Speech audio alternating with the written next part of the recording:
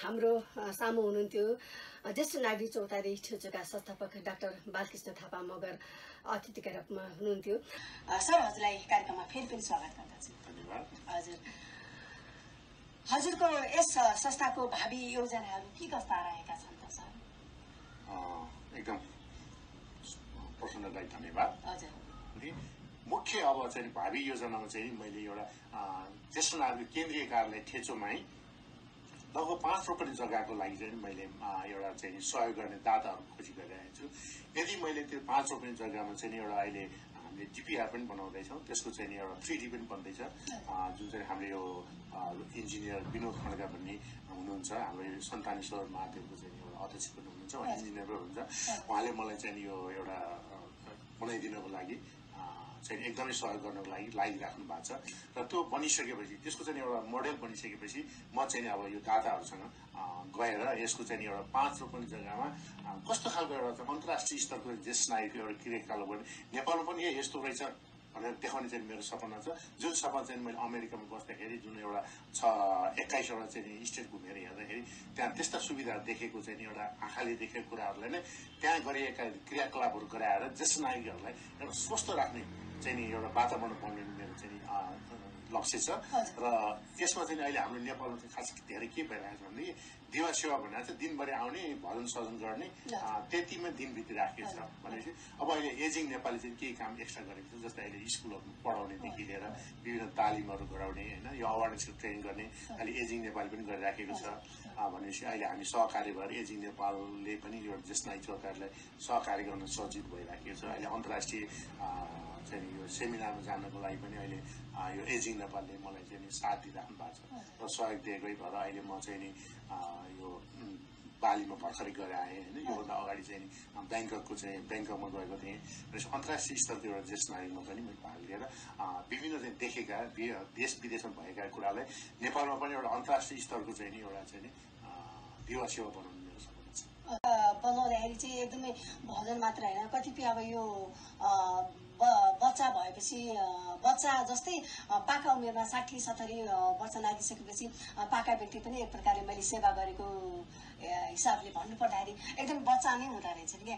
त्यो हुँदाखेरि चाहिँ उनीहरूलाई चाहिँ अब यो भजन मात्र होइन कि उनीहरूलाई चाहिँ खेलकुद पनि खेल्न मन लाग्ने, यसो ठटौली पनि गर्न मन लाग्ने, यसो हाँस्न पनि मन लाग्ने, यसो घुमफिरी पनि गर्न मन लाग्ने, यसो नाचगान पनि गर्न मन लाग्ने भएको भएर चाहिँ हजुरले त्यही अनुसारले चाहिँ योजना बनाउनु भयो। किनभनेदेखि जस्तो अब हाम्रो नेपालमा गर्न चाहेर पनि भइरहेको छ। दिवा सेवा भन्यो एउटा सानो कोठामा 20-30 जना 40 जना अट्ने एउटा सानो घर हुन्छ, बाँकी के गर्ने। अब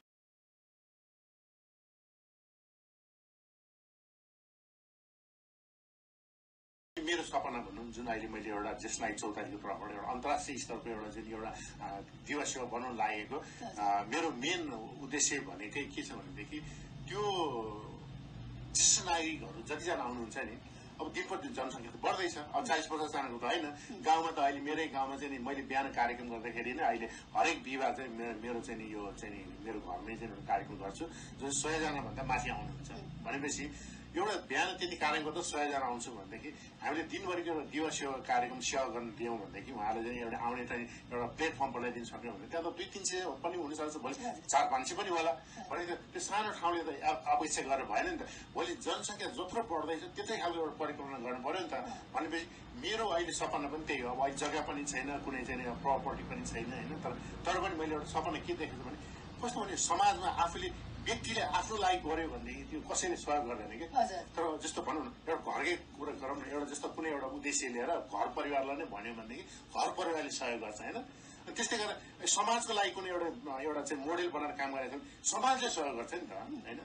अनि भोलिपछि अब भोलि गएर राष्ट्रको स्तरको चाहिँ गऱ्यो भने राष्ट्रको मान्छेहरूले सहयोग गर्छ। भोलि मैले अन्तर्राष्ट्रिय स्तर गरेँ भने अन्तर्राष्ट्रिय स्तरकोले सहयोग गर्छ। भने मेरो अहिले सपना के भने मेरो लागि होइन नि त, अहिले त मैले समाजको लागि गरिरहेको छु। भनेपछि समाजको लागि गर्नलाई चाहिँ मैले त एउटा ठुलो परिकल्पना गरेको छु। भोलि गएर अहिले 40-50 जना अट्ने ठाउँको लागि चाहिँ मैले अहिले 400-500 जनाको परिकल्पना गरेको छु। जुन 400-500 को परिकल्पना मैले आजभन्दा 10 वर्ष पछाडिसम्मको मैले एउटा अनुमान गरेर यति जनसङ्ख्या पुगेर यति मान्छे आउलान् भनेर त्यो खालको परिकल्पना गरिरहेको छु।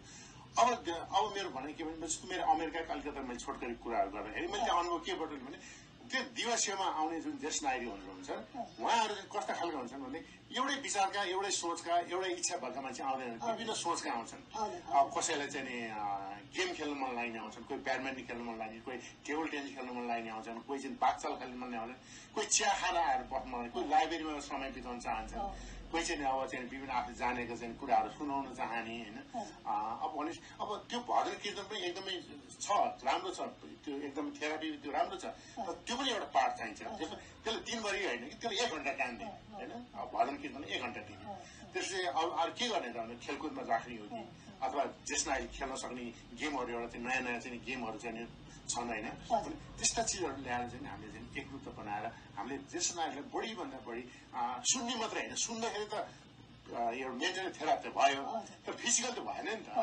एकजना चाहिँ वाचन गरेर आउँछ 100 जना चाहिँ सुनेर झुम्म निराएर त्यो भएन नि त भनेपछि सबैजना उनीहरू एक्टिभिटी हुनु पर्यो उहाँहरू केमा एक्टिभ हुन चाहनुहुन्छ होइन त्यस्तै खालको चाहिँ एउटा चाहिँ सोच बनाएर त्यो चाहिँ आएको ज्येष्ठ नागरिकहरूलाई जस्तो कोही कोही मान्छेलाई बगैँचामा काम गर्ने मन लाग्यो भने त्यसलाई बगैँचा एउटा बनाइदिउँ होइन कसैले खेल्ने ठाउँ बनाइदिउँ कसैले चाहिँ अब यो के अरे यो भजन कीर्तन गर्ने ठाउँ भजन कीर्तन होस् होइन अनि कसैलाई चाहिँ यो कविता यो विभिन्न चाहिँ यो के अरे साहित्यिक मन पर्ला त्यो एउटा कोठा बनाइदिउँ अब त्यही आएको मध्ये कोही ज्येष्ठ नागरिकहरू पढ्नु मन लाग्ला 10-20 जनालाई एउटा कोठामा चाहिँ पढ्ने ठाउँ होस् होइन यस्तो खालको एउटा चाहिँ नि सोचको चाहिँ परिकल्पनाको मैले योजना बनाएको छु र यो अनुसार नै हुनुपर्छ भन्ने मेरो चाहिँ नि लक्ष्य छ।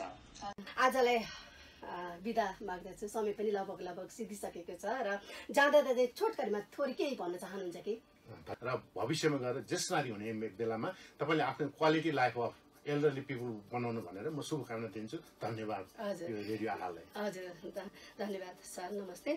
लगभग हाम्रो कार्यक्रमको समय सिद्धिन आँटिसकेको छ बिदा माग्ने समय पनि भइसकेको छ यतिन्जेलसम्म हामीलाई सुनेर साथ दिनुहुने सम्पूर्ण रेडियो प्रेमी मित्रहरूलाई धन्यवाद व्यक्त गर्दछु र